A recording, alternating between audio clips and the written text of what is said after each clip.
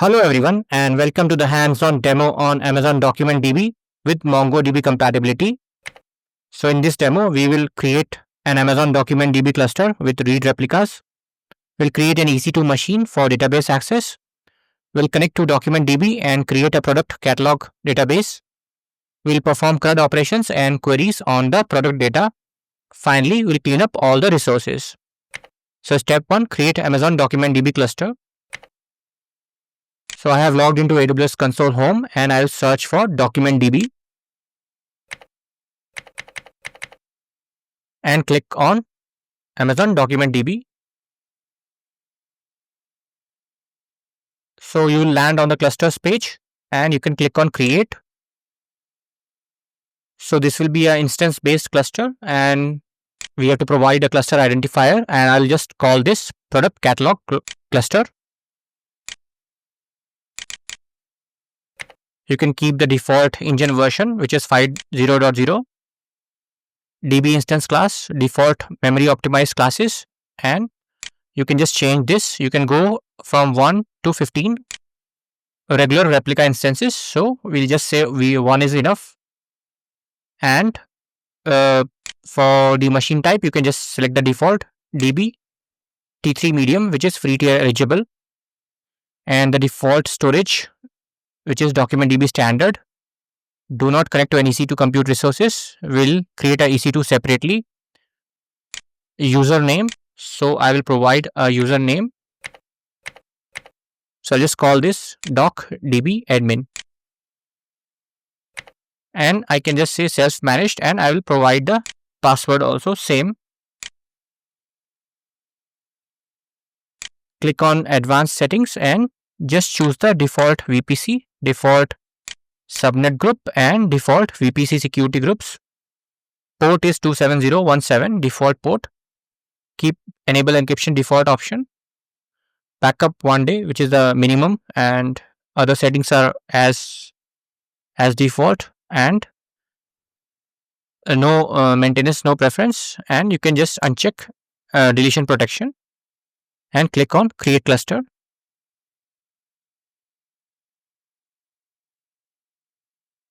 So this will start creating the cluster. Now in meanwhile, I will go and create an EC2 instances. So these are the settings for DocumentDB. So VPC, port, default encryption, insights, log exports, maintenance, tags, and we have unchecked the deletion protection. Now I will create an EC2 instance.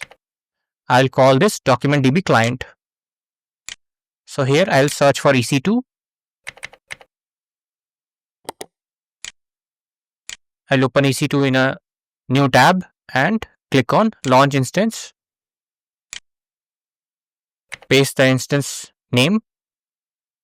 And I will just choose the default options. So let it load. So I'll just choose the default Linux 2023 and T3 micro.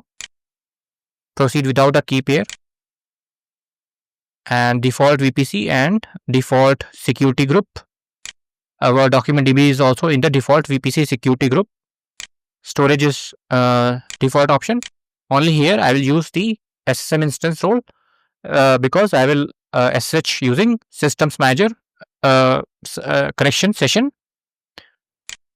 So here all the default options. T3 micro. Proceed without a key pair. Default VPC. And I will choose the default VPC security group and default storage under advanced. So this is the important setting. Otherwise, you will not be able to SSH into the EC2 machine. So I'll just say SSM instance role. So this is systems manager role to log into the machine. Rest all settings are fine, and I can click on launch instance. So this will launch the EC2 machine, through which I will log into the DocumentDB. So let it get initialized and let me check. So this is also getting created and instance is getting initialized. So I'll just pause the video. Once these both DocumentDB and EC2 is ready, I will resume it.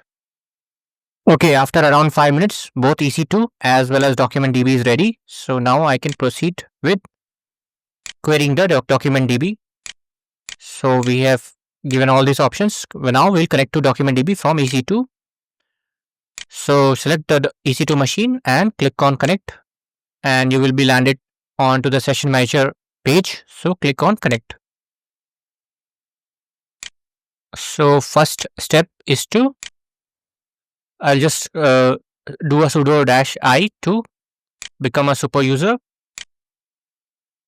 and then I will download the MongoDB shell. We'll interact with the DocumentDB using the MongoDB. So both are compatible. That's why we call this MongoDB compatibility. So we use Mongo or Mongoose API to connect with DocumentDB. So this is similar to MongoDB on AWS Cloud. So I have now session available. So first I will become a super user, and then I will download the MongoDB shell.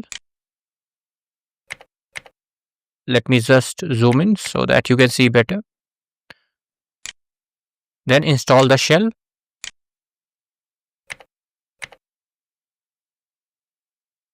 After this, we'll just confirm whether we can do a Mongoose version.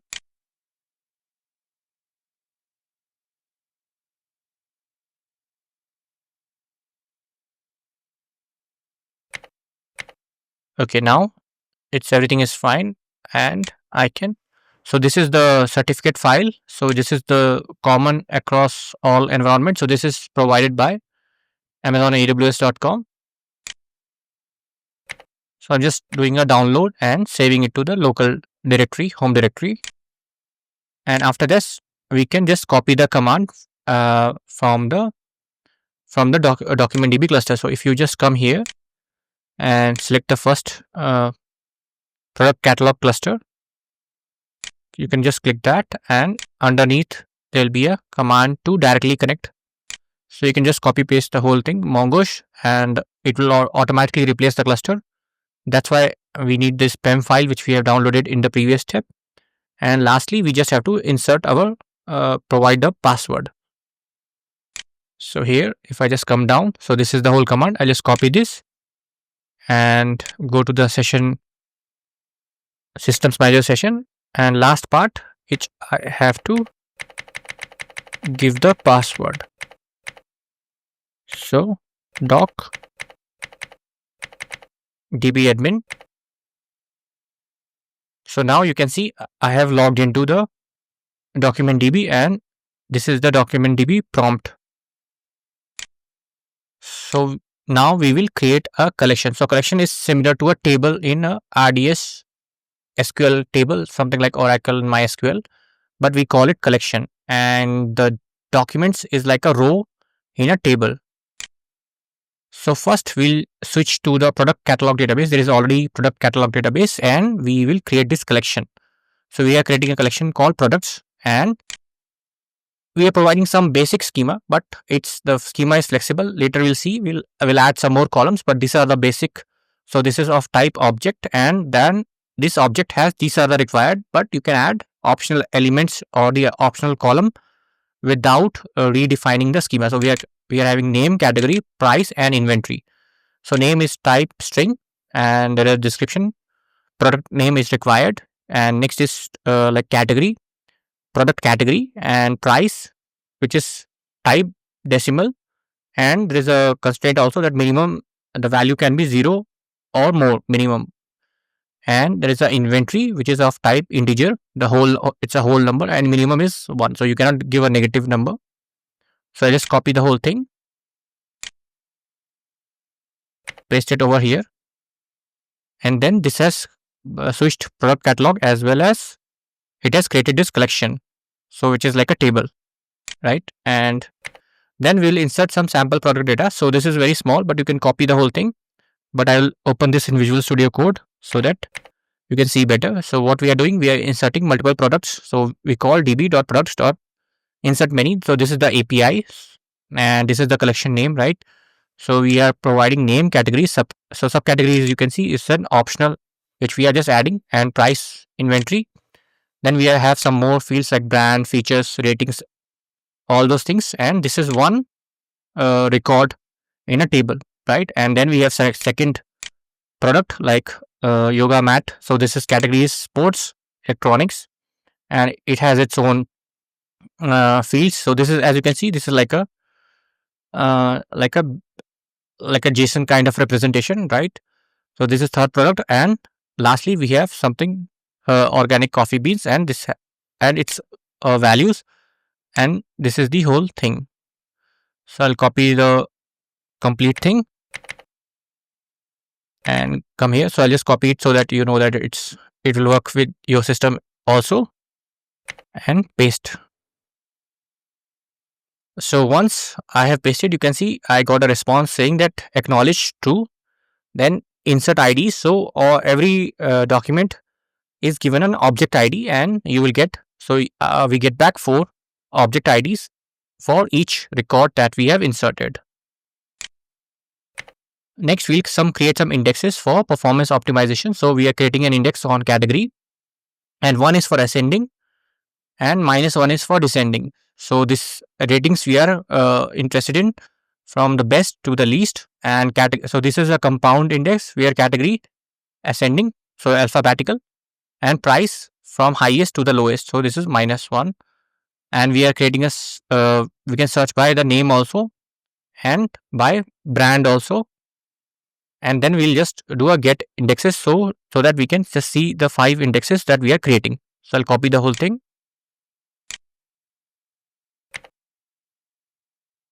and it has created those 5 indexes, and then it has listed those indexes as well. So product catalog.products. So this is based on ID. So there are already some existing one, but we created this category price based on price, ratings average, and this is a compound index. And lastly, we have based on the name and the brand text. Next, we'll perform some queries. So I'll just take the first thing, find all electronics under $100.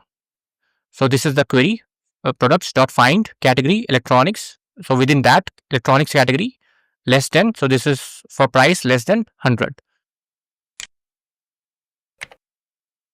So you will see we have got one product which has price which is around 79.99, which is less than 100. So next is to find top rated products which has rating of more than 4.5.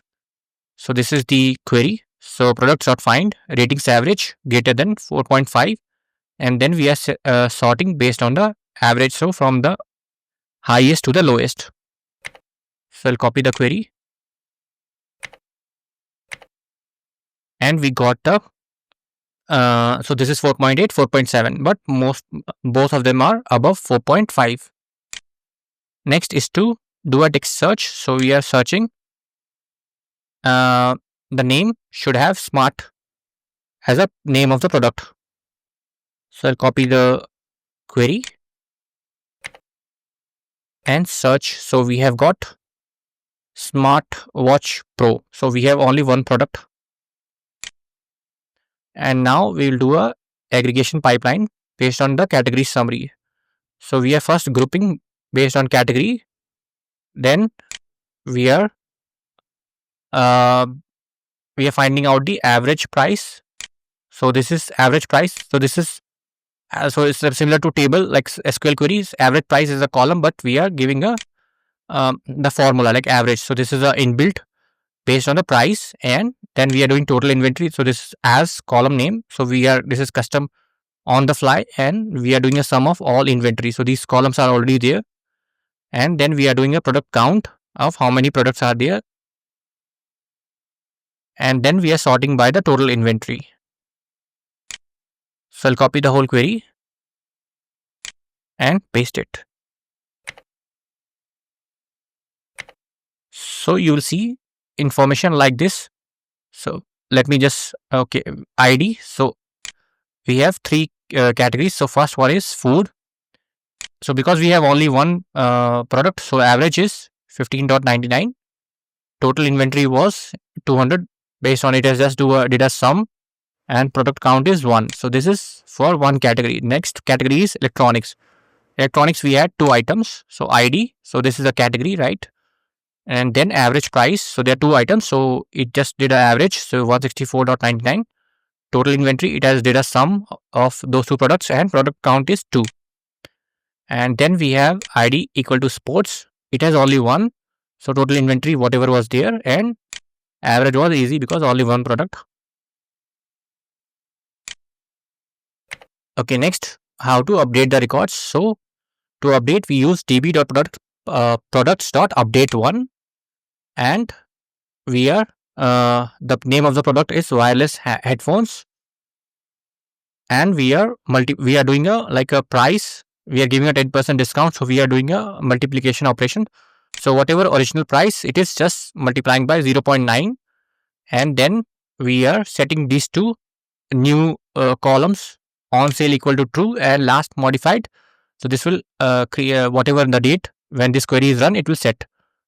So I'll just take this first query, paste it, and this is acknowledged, and matched count, modified count. So it will just give the information whether the update has been successful or not. And to update multiple documents, so we are doing update many. So update 1, update many, and because electronics has 2 products, so we are increasing the inventory by 10. So copy the query,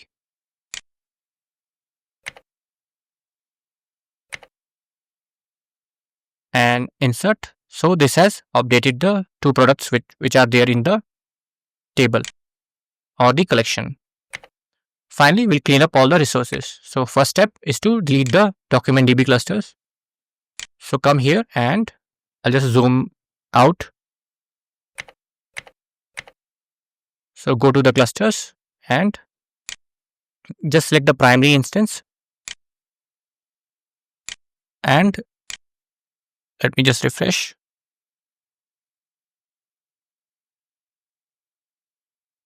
Select the primary instance, actions, and click on delete, and acknowledge. Copy paste the phrase, and is already being deleted. Okay. So cancel, and let me just refresh.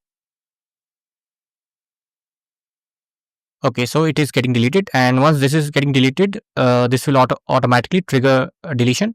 But you can come back and check whether this is also finally getting deleted or not.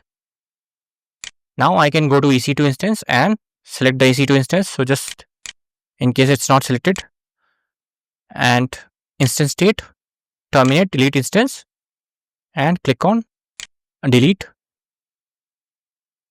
Let me refresh. Okay, this has started doing a shutdown. Okay, so this will, anyway, this is always gets deleted, but let me just check here whether the cluster is also okay. So I'll just check back if this also triggers or not, but you can come back and make sure that this also gets deleted or not. So let me just try here and click choose delete entire cluster and click on delete.